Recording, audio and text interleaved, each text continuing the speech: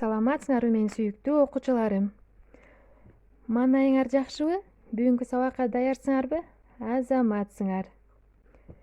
Бүгүнкү сабакта биз мөмө жашылча жемиштер жөнүндө өтөбүз. Аларды кантип айырмалоону үйрөнөбүз. Мөмө жемиштер көбүнчө бак дарактарда өсүшөт.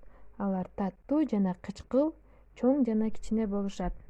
Мисалы алма, алмурут, мандарин, анар, шабдалы, кара өрүк, өрүк, лимон жана башкалар кирет.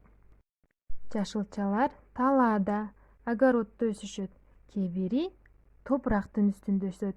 Алар капуста, бадыраң, помидор, баклажан, дарбыз, ашкабак. Кээ бирлери болсо топурактын астында өсүшөт. Алар картошка, пияз, сабиз, сарымсак, кызылча жана башкалар кирет. Жер жемиштер көбүнчө бадалдарда өсөт. Алар жумшак, кичинекей, анан көп данектүү болушат. Алар кулпунай, чычырканак, малина, карагат жана башкалар кирет.